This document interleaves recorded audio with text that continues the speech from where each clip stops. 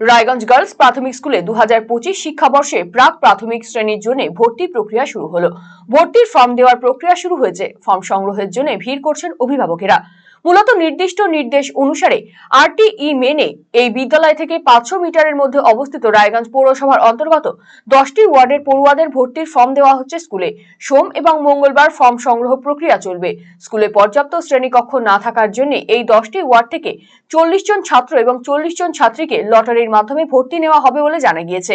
Raiganj girls প্রাথমিক স্কুলের ভারপ্রাপ্ত প্রধান শিক্ষক গৌরাঙ্গ চৌহান জানিয়েছেন, সোমবার থেকে এই স্কুলে 2025 শিক্ষাবর্ষে প্রাথমিক শ্রেণীতে ভর্তির জন্য ফর্ম দেওয়া শুরু হলো।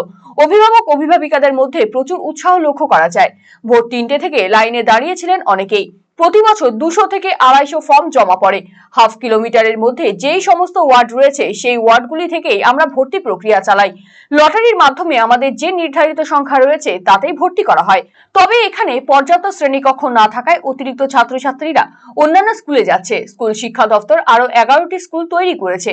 সেই 11টি স্কুলেও ভর্তি হচ্ছে। সারা বছর রায়গঞ্জ গার্লস প্রাথমিক স্কুলে যে নির্দিষ্ট কারিকুলামের মধ্যে দিয়ে কাজকর্ম করা হয়, সেই জন্য এই স্কুলে ভর্তির ক্ষেত্রে ঝোঁক দেখা যাচ্ছে পড়ুয়া এবং অভিভাবকদের মধ্যেও।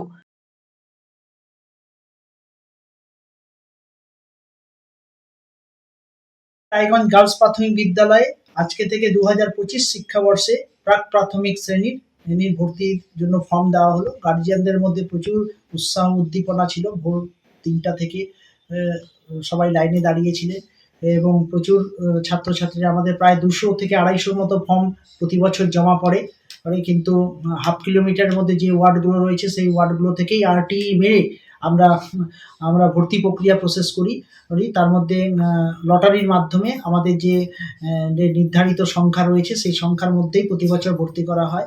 প্রতি বছর গার্লস প্রাথমিক বিদ্যালয় এবং যে স্টুডেন্টসগুলো এখান থেকে পায় না তারা অন্যান্য স্কুলগুলোতেও যাচ্ছে এবং আমাদের আরটিই মেনে তো সব স্টুডেন্টসদেরকে আমাদের এখানটায় যতগুলো ফর্ম জমা পড়েছে ততগুলোই নেওয়ার কথা, কিন্তু এখানে ক্লাসরুম না থাকার জন্য পাশের স্কুলগুলোতেও তাদের যাচ্ছে এবং আমাদের স্কুল এডুকেশন ডিপার্টমেন্ট আরও 11টি স্কুল করে দিয়েছেন।